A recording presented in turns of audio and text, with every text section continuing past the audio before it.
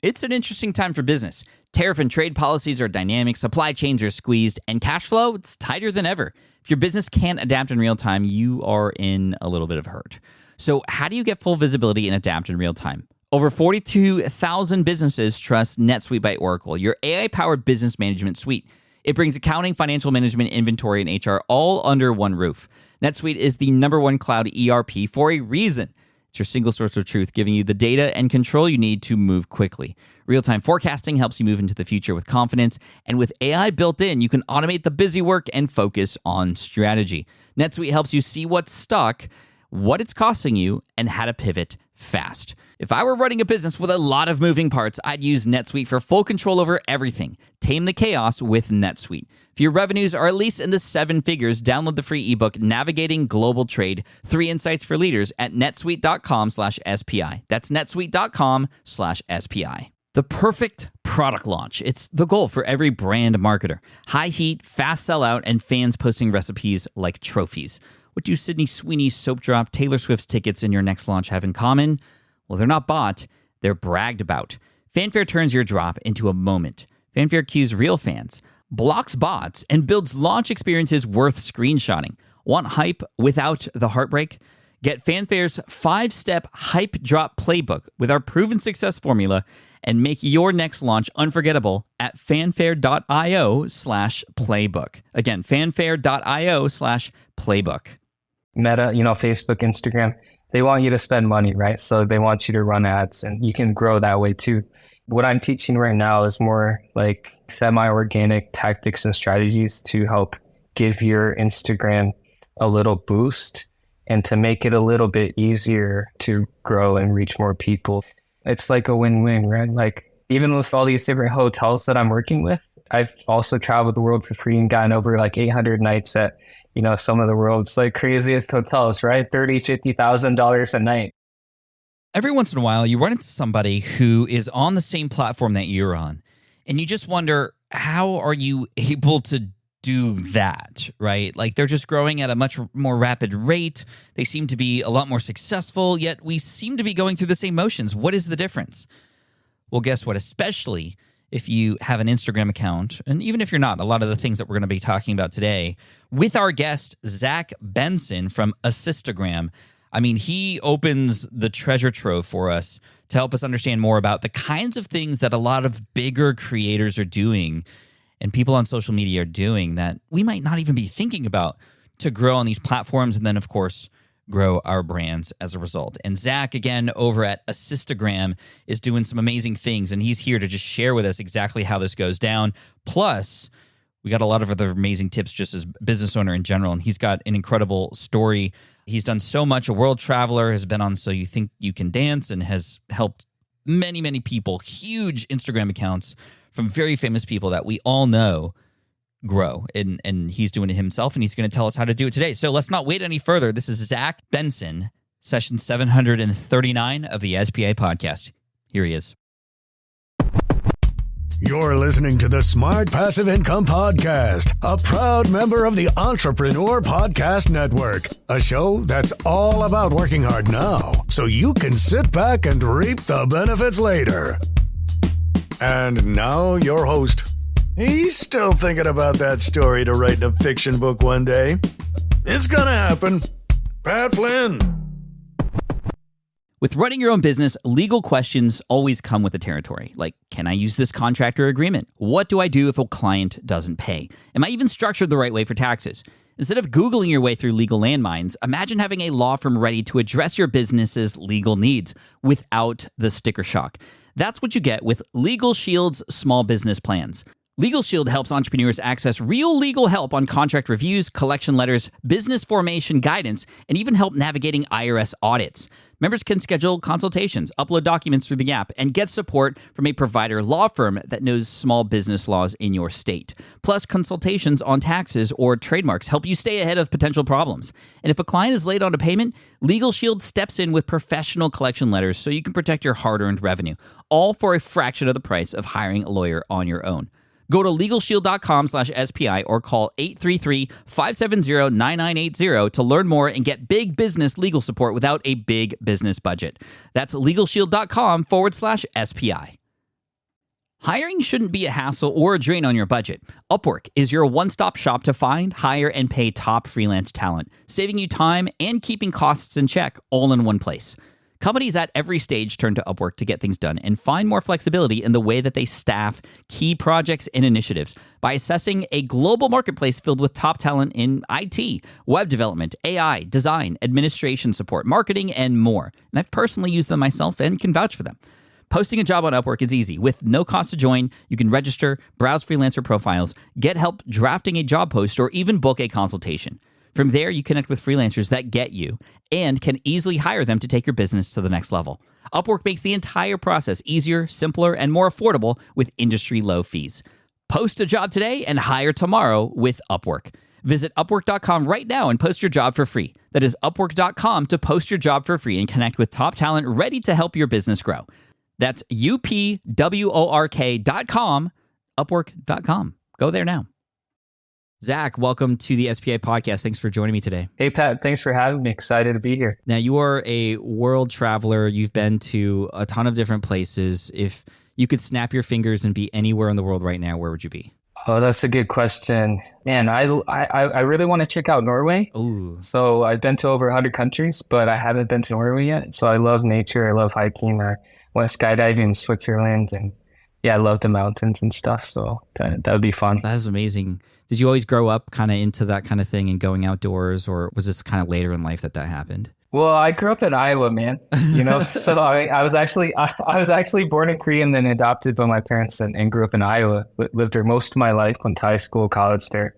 But I caught the travel bug in 2006 when I was studying abroad in Spain for a semester, and then I started, traveling all over Europe. And since then, I've taught breakdance in 50 countries, and now I do social media consulting and trainings all over the world. So now I'm at about 106 countries. That's wild, man. And we'll talk about Instagram. I know you help a lot of others with Instagram, including people like Shaquille O'Neal and other big names as well, and including names that have been here on the show before, like John Lee Dumas and Richie Norton and some of my good friends. So I'm just excited to know how you got from adopted kid in Iowa to social media mogul. Like, what's the story there? How did that all happen?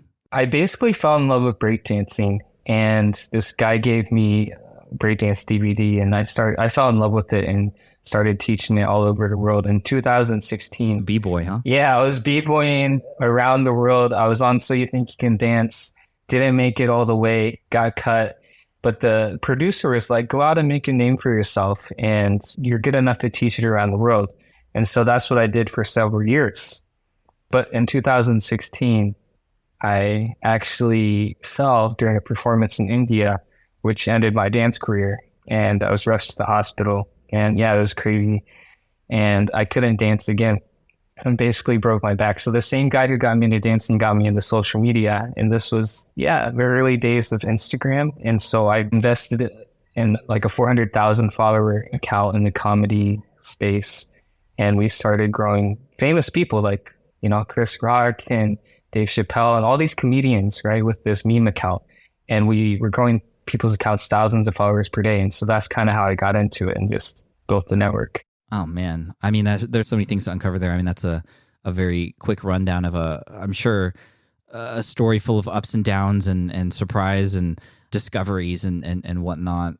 I have heard this story many times before of somebody going down a path in life. I have my own version of this, but not quite as traumatic, to a broken back. But when that happens, I mean, it felt like your dream was to dance. What happens when your dream like that gets taken away? How do you recover from that?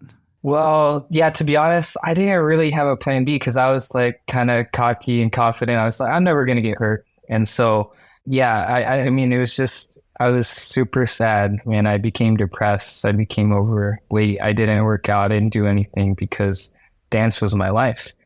And to have that taken away from me, I didn't know what to do. I mean, I had a college degree. I had a personal training certification, but I didn't really want to do that. And so, teaching was my passion. Breakdancing was what I love to do. So it was really hard for me.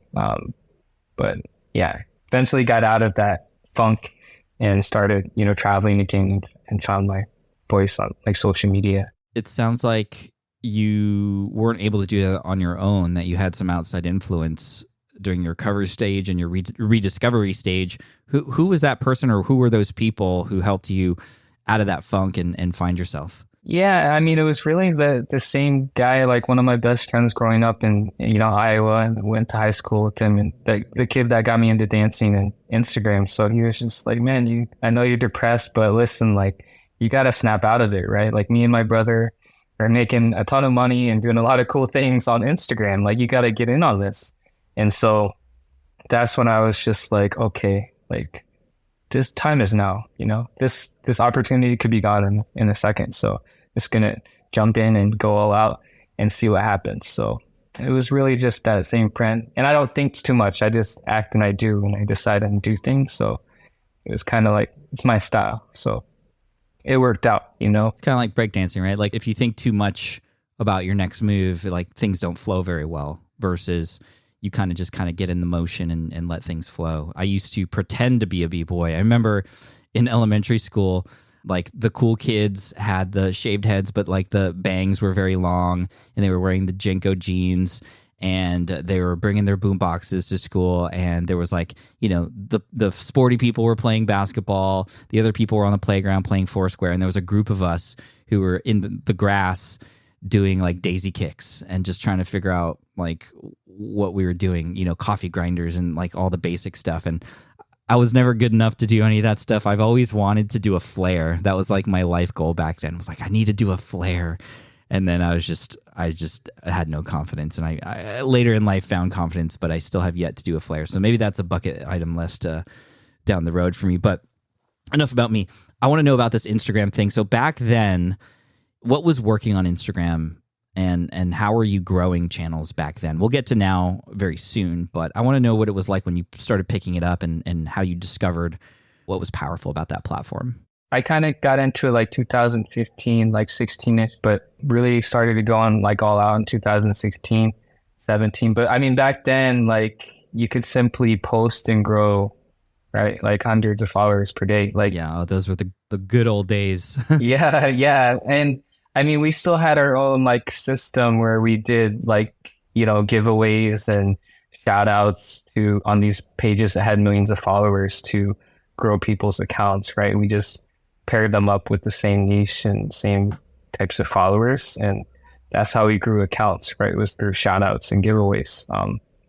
And then you have the automation, right? Follow, unfollow technique, and all these different methods that people use to like follow people and unfollow them. And you could grow thousands of followers per day just doing that method. But nowadays, Instagram's algorithms are too smart. So none of that stuff really works anymore. Yeah, I mean, we've seen changes in algorithms across all the different platforms. I mean, Facebook probably being the most prevalent, but even search engine optimization on Google and other things. I mean, times have changed. So let's fast forward to today. You obviously have this agency, Assistagram, I think it's called, yep, which I think is amazing. And how are you helping people, clients, and how can you help people like us who are on Instagram, but just kind of seeing very slow growth? I personally have seen very slow growth on Instagram, and I'd love some tips from an expert like yourself on, what is working today. And it's hard because we hear tips from a lot of quote unquote experts. It's like, oh, make carousel posts. And it's like, that's it. That's all I have to do. And obviously there's a lot more to that, but I mean, maybe that's a part of it. I'd love to hear from your perspective, Zach, like what's the approach that we should be taking on a platform like Instagram today? It is really about content, because with great content comes growth. But like the thing is if you work really hard on creating that content, still like a lot of the time for the normal person, it's not going to be seen by anybody, right? It's not going to help you get followers all the time. I mean, not everyone is like a unicorn. Like one of my friends and clients, like Devon Rodriguez Art, right? 3 years ago, he had 10,000 followers on Instagram, wasn't on TikTok. Fast forward today, he's got over 60 million followers, right? He's a guy that draws people on the subway in New York, and oh yeah, wow, gives them hands them their portrait. He's a good buddy, and he's awesome. But not everybody can go super viral like that, right? So for people that are just starting out, like I think the best way to grow nowadays is to create your own network. So whether it's on Instagram or LinkedIn, right? Like you see these engagement groups, where people are liking and commenting and shouting each other out several times throughout the day, right? So you have to get into these pods. And if you get enough likes and comments in a certain window of time, right? Like let's say 10 to 15 minutes after you post, like it's going to still kind of hit the algorithms on social media and help boost you to the top and reach more people. So that's kind of like a semi-organic tactic and strategy that helps you get more reach. But really the only way to grow nowadays on Instagram is through shout outs and giveaways and partnering up with other celebrities and influencers and paying them for shout outs and to promote to their audience, right? It's just really hard. Yeah, I mean, collaborations have always worked, but when you can collab with a celebrity who has a lot of influence, that's even better, but usually it comes with a price, right? So should everybody be doing celebrity brand collaborations or should we wait to a certain point before we go and do that, right? Like, should we have something that we know we're going to drive people to eventually generate revenue, or is it just a game of we need as many followers as we can get? And how do you know if you're getting the right followers as well? I'm curious. I hope you don't mind me kind of poking at this a little bit. Yeah. These are all good questions. Like what I really recommend for people to do, like if you're just starting out or if you've been in the game like for a while, is I recommend buying like a feeder account, right? Like a hub page. So let's say, Pat, like you're into like Pokemon and food and travel, right? So let's say that maybe like you or your wife, like you guys got a big foodie account or a big, posting about all the best restaurants and the best foods all around the world. So if that's kind of like one of your main like passions and something that you really love to do, I would try to find like a foodie page that's just reposting, the best, craziest, coolest foods and restaurants all around the world, using that page to get into what's called these engagement groups with other food bloggers. And because that account has thousands and tens of thousands or hundreds of thousands of followers in it, you'll get into some really high quality engagement groups with other people that are posting about food. And you can use that repost foodie account to grow your personal brand or to grow, the page that you're trying to grow, right? So you can find those pages for a few $100, right? Like depending on how many followers, and the engagement, like you can find something for a few $100 to a couple $1,000 and use that to speed and accelerate up your growth. So are you paying the owner of that page to essentially promote and post or send people to your way, or are you like buying that page from somebody else? Yeah, I do both, right? So if it works, and like if I pay them for a shout out in 24 hours, like I'm seeing more engagement and seeing some good results, like I test them out a little bit more. And then if it's a good quality page, I make that person an offer and I just acquire it and own it 100% outright. And then I have like a new Instagram asset that I can use to grow and feed my other pages that I want to grow. So that's crazy. That's kind of like a growth hack, right? Yeah. I mean, that makes sense. I mean, it's similar to, acquiring businesses to help the business you already have. It's just a social media account.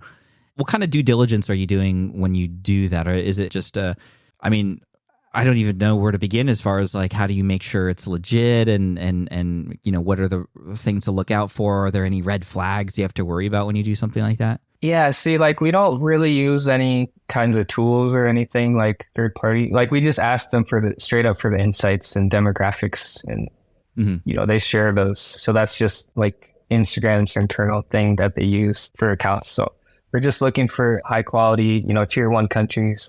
Normally, I want people from, like English speaking countries because I post in English. So for me, like I want that. And then I want people, in US, Canada, I see like how many percentage wise, like how many followers are from there. I see like the impressions and engagement on the reels and the posts. And I'm looking at all of that stuff, right? So the better the count and the engagement is, more money I'm going to offer that person. But I also know, because I'm an Instagram like kind of guru master, I know how to flip an active page and make it go viral again. That makes sense. And I think looking at the engagement of that page is obviously important because there's a lot of people who might have millions of subscribers or followers on those pages, but then very little engagement. You kind of want to avoid those, right? Yeah, exactly. So like you said, it's just kind of like buying into a business or investing into it. If you know what you're doing, or if you have the right people in the network to market it and get it out there, it could be very profitable and very good deal for you.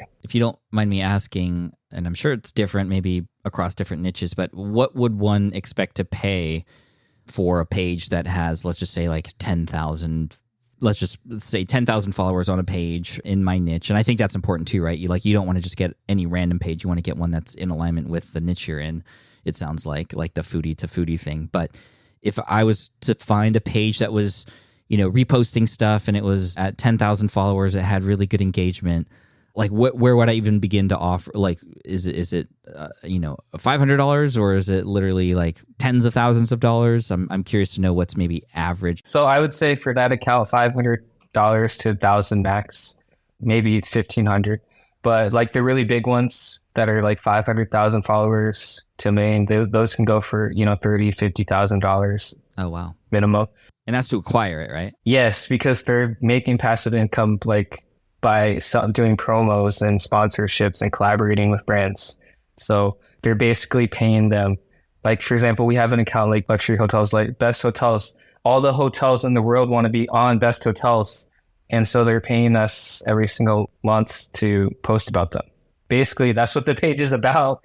And we're just using other people's content that they've already created and just charging them to post on that page because we have the name in that account. And so that's how one of the ways that we're monetizing it. That's wild. How many followers does that particular account have? Oh, so that one's like, around 250,000 followers. Really good name. But we have pages that are millions of followers. It's kind of a good way to get your foot in the door. You're buying into a network. Yeah.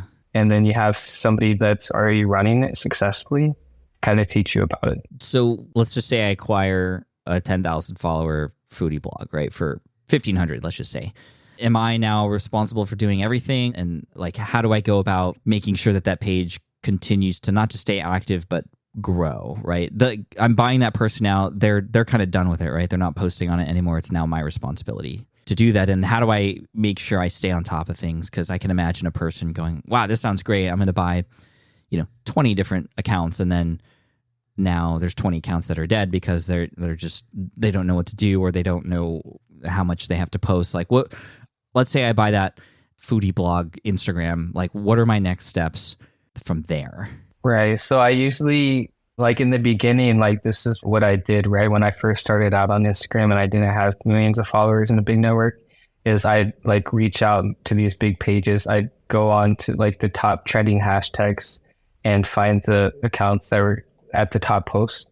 And I'd reach out to them and make an offer and then, buy the account. But then I'd also have them teach me their secrets or have them continue managing the account for me. So would you pay them? Yeah, you could pay the person that you bought the account from to keep managing it for you, or it could teach you all of the tips and secrets that he or she's been doing to grow the account and to source the content and to get into all the engagement groups and how to find the right hashtags and how to do all the things that you need to do on a daily basis, and then have them, make a game plan and then get a VA to do it. I mean, that's just one way. But, these are kids. They're like 18, 19 years old. So they want to just make some, extra money. So to pay them, $500 and then to give them a monthly retainer is pretty cool. Yeah. I mean, on one hand, I can hear the audience's voice right now going, man, this sounds a little fishy, right? It's almost like back in the day, a lot of people used to create blog networks in order to sort of gamify Google and try to get number one rankings. And this is a little bit different because it's social media, but at the same time, it's like you're acquiring these properties to then increase exposure for the one main property that you have, or perhaps use it as a passive income source to collect other income from different sources who want to be on that same page. But at the same time, it's almost like a business that exists that may be getting a lot of views or is pretty popular, but it's not being necessarily run by somebody who knows business or has affiliate relationships or is able to take it to the next level. And if you were to acquire it, maybe you could take it to that next level and to connect it with the brand that you have and a network that you have. I mean, I can definitely see this being kind of a win for everybody, right? Like, especially if it's like a kid, it's like, wow, what a payday and what a thing he's created. And he can, he or she can use that money for something else, or they start working for you. Or my mind, like, not that my mind is blown, but it kind of is, because I think we all knew this kind of stuff was happening, but to hear it and to hear it presented in this way is just really interesting, Zach. Like, do you get any pushback for how you do what you do? I mean, I don't think it's illegal. It's not anything like that at all. It's even more white hat, if you want to call it, versus what I once used to teach on the blog, which was these backlinking strategies and stuff. So, I can't hate on it, but do you ever get any pushback for sort of this kind of growth? Because I feel like on Instagram specifically, people believe that it's just like, no, you just have to post and hope that you go viral, and that's it. Yeah, that's the problem now. I mean, it's just become so hard and difficult. Like Meta, Facebook, Instagram, they want you to spend money, right? So they want you to run ads, and you can grow that way too if you want to put the money in. But what I'm teaching right now is more like, just kind of like semi-organic tactics and strategies to help give your Instagram a little boost and to make it a little bit easier to grow and reach more people. So, I see it as more just like, it's like a win-win, right? Like, even with like all these different hotels that I'm working with, and I've also traveled the world for free and gotten over like 800 nights at, some of the world's like craziest hotels, right? $30,000, $50,000, $1,000 a night. I got to get a hotel Instagram account now. Yes. I mean, that's wild, man. It's just really creating a win-win, right? It's like you're giving them the hotel exposure. You're creating really good content for them. And instead of paying $30,000 to $50,000 a night to stay there, right? You're really like leveraging and using your account's audience to give this hotel more exposure, to reach more audiences and people, and to potentially get them more customers. And that's what's gotten me, that makes sense. In touch with the Ferragamo's family, like got them as clients, like all these famous wine families and hospitality groups, like they all want to just reach more people and on social media. So it's actually been a really good thing and a positive thing for me and a lot of people. I think it's just help people like open their minds to a whole new world, right? A whole new marketing and way to lead generation. I mean, it's opening my mind for sure. It's also making me wonder if I should invest in a really popular fishing Instagram account so I can get free access to all the lakes and boats that I want. Maybe. Yeah. I mean, that's the way to look at it, right? Like, I mean, definitely they'll want to host you, right? But it's also created some awesome like relationships, because once you go there and you help that person, you help that hotel, right? Like they want to stay in touch. So it's been pretty cool. It's cool. I could see that you're doing this for the right reasons, and it seems very powerful. And obviously, with great power, as we often say, and we know, comes great responsibility. So don't abuse this power, if you will. And I love how you've taken this to the level of like, this is a win for everybody. If you don't mind, I'd like to maybe go back a few exits and get off at the point at which, a lot of my listeners are at, which is, okay, we have accounts on Instagram, but they're growing slowly, and maybe we can't necessarily afford or just we're not quite at that point yet where we can purchase another account or what have you.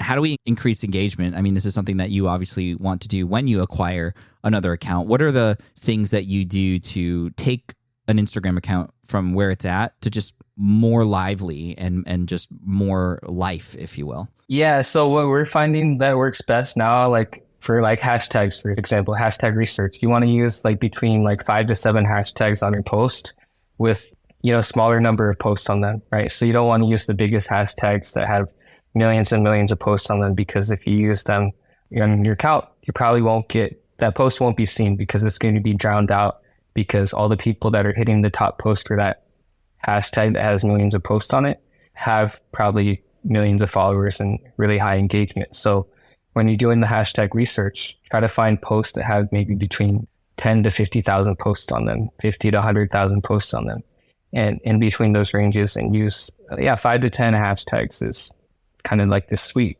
spot. So let's not like more is better. Sometimes less is better, more.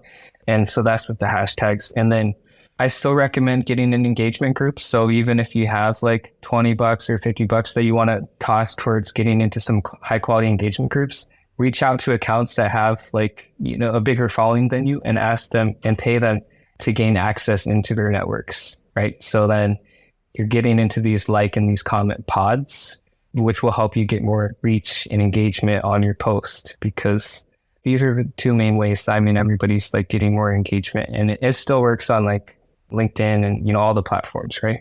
Using the engagement groups. So you really need those two things to do, right? Hashtag research. So when you get into an engagement group, essentially, I would imagine that you would be then required to engage on other people's posts, sort of like in exchange for them also engaging with your posts when they come out. And how structured is the format of this? Is it like, do I get a message that says like, okay, guys, in 5 minutes I'm going live, or I'm going to post in 5 minutes, like, please like, and after you like it, take a screenshot so you can prove it, or else you're out of the group. Like, does it get to that level, or is it just kind of honor system? Well, like, how does everyone keep track of what they're supposed to do? Yeah. They do have like managers and people like watching, making sure everybody's. Oh, man. Yeah. I mean, like the really big ones, big groups. But basically what you do is once you post, you just drop that URL link to your post inside the engagement group. It all goes down in the DMs. Yeah. And then once you say, hey, posted, everybody likes and comments on each other's posts throughout the day. I mean, we're in, hundreds of groups, but we have people that are doing this like full time, just manually, leaving genuine comments, at least best as we can, and replying to all the comments as well. So Instagram loves like activity. And so the more that you're on it, it's been doing hundreds, thousands of manual actions every single day, using all the different features. I mean, they reward you and they see that. So they give you, growth and engagement rewards the more that you're on it, using the stories and the lives. There's a line here, right? Because you could pay somebody to comment immediately and not in a group of peers, but rather I know there are services out there that will guarantee a number of people commenting and guarantee likes and those kinds of things. And that's not what we're talking about here, right? We're not talking about the bots or anything like that. And that should be avoided, right? We want it to be, like you say, semi-organic, where it isn't a pod. It is sort of, in a way, manufactured, but it's still genuine. And like you said, you want to still comment thoughtfully and watch the person's posts and all that sort of stuff, right? Yeah, 100%. So it's all like real human being doing this, because Instagram doesn't like robots, right? They don't like robotic activity. So if you do that, your account's going to get compromised and shut down maybe.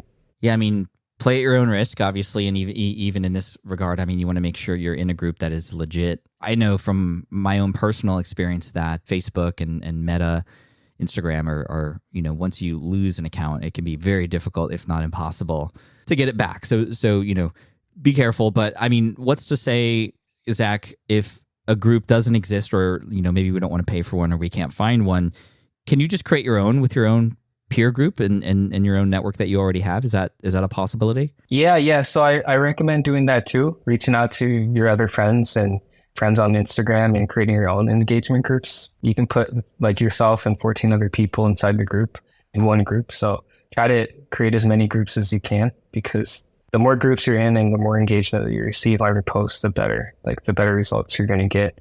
I do recommend creating your own groups, trying to pay to get inside some higher quality groups if you can, saving up and buying an account, because that's just going to take time off your like Instagram learning curve, when you can simply buy an account that's doing really well and then learning from someone like that, or like buying into a network, right? It's valuable. It's just like a mastermind. That's really cool. A couple final questions here, Zach. And again, thank you for taking the time. I know you're on the other side of the world right now, and it for me is 11 p.m. So we're doing this late at night for me, but I'm having a great time. I'm learning a ton, and I'm sure others are even more curious about everything that's going on here. I'm curious about, are we talking about creating posts that are like posts, photos and photo carousels and those kinds of things? Or where does Reels fit into this? Do you prefer one over the other, or is it a completely different strategy there? Can you enlighten me on that a little bit? The main thing that we're focusing on now are like Reels, right? Like even just like a few months ago, like Facebook Reels taken off as well. So I mean, that's where people are getting the most like growth and reach is with Reels. And so we're trying to post, almost every day, like a minimum, right? Like you want to do 3 to 5 times a week. If you can post more, 2 to 4 times a day is better to get more growth. Now with stories, if you want to get more reach, like we're recommending only posting like maybe 2 to 3 stories max a day. That's working best. And then finally, in terms of, let's say a client comes to you, Zach, and they're like, hey, okay, let's do this thing. We're going to get more reach, but I want it to have an ROI. I want to grow my email list or grow my business from the growth that will occur as a result of the strategies that we're doing here. What's your best practice for taking it from exposure to, engagement inside of a business? What do you recommend? Is it a Instagram to email list to product play? Is it a Instagram to free webinar to sale kind of thing? What are you seeing is working right now for actually making sales for a product that you might have? So you got to do some cool giveaway. What you guys should do is this. Most people love to do like enter into travel giveaways. So like winning like 3 nights at a 5-star hotel in the Maldives or something like that. Reach out to a big travel page on Instagram, ask them how much it costs to do a 24-hour promo or shout out on their page, right? Maybe they'll charge you $50 or $100 or a couple $100. Leverage that page, right? That has in the travel space that has maybe a few 100,000 followers or 500,000 followers. Reach out to a hotel and say, hey, like I have a friend in the travel space. This is the page. It's, 500,000 followers strong. Like in exchange for a post on this page promoting your hotel, would you guys be keen in doing a 2-night giveaway at your hotel for a random person that we can do a contest on these pages for and tag you and get you more exposure? And so then you're only paying like $100 or something to leverage somebody else's page, and then get the winner has to do this, and that, right? Every contest has some rules, and maybe the rule is it's your call to action, whatever that's you want to do to grow your email list, to buy your book, to buy your products or course, whatever. They have to do these things to be entered into the contest. And then, I feel like that's the best way, right? Like just creating a bunch of buzz and like viral like noise is partnering up with someone like that and doing like a crazy giveaway like that, because it gets a lot of people interested and they want to do those things, the steps to potentially win the prize. For the steps, is it like follow the account, tag 3 people? Like what are those 3 steps that you're often kind of sharing in that? Right? Yeah, exactly. So like, yes, I mean, step number 1, these are just, normal, like the normal steps, could be different for everyone, but follow my page, follow the hotel page, travel page. So you'll get more followers. Everyone's going to get more followers. You have, like, you could say, hey, like opt into my newsletter, right? You could say tag 3 friends.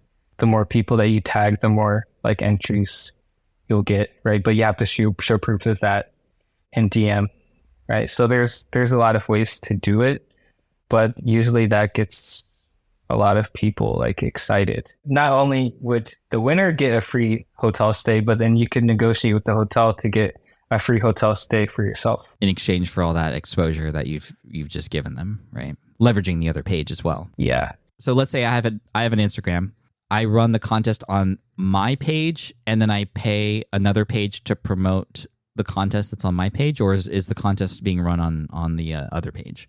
You can run it on both your pages, right? It's kind of do a collaboration. Got it. And then as far as like selecting the winner, is that just like a random name picker kind of thing, or are there any tools for that in particular? Yeah, I mean, we normally just do it like pretty like random. There are some tools to do it, but we keep it pretty simple and just randomly choose a person. And then finally, because I have seen a lot of contests run in the Pokemon space, in fact, and what happens when some of these creators do contests similar to what we just talked about, you'll see like these fake accounts get put up that almost mimic the same name as the creator or the company, and they start DMing all the people who entered and saying like, you won, and they're trying to run some scam or something. Do you have any tips for how to protect not just yourself, but the enterees or the people who enter the contest, to make sure they don't get scammed in that kind of way? So I mean, nowadays, like that's why like Meta's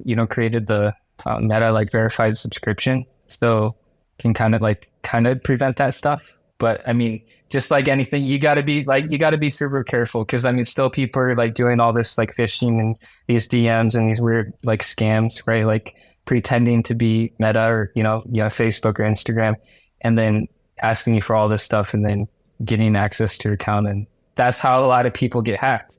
You just got to kind of do your due diligence and be smart about it and know that like, okay, these are the real accounts. Receive a message from one of these accounts, we ask you to follow, nobody else. Yeah, that's good. Just educate your audience kind of along the way. That's smart.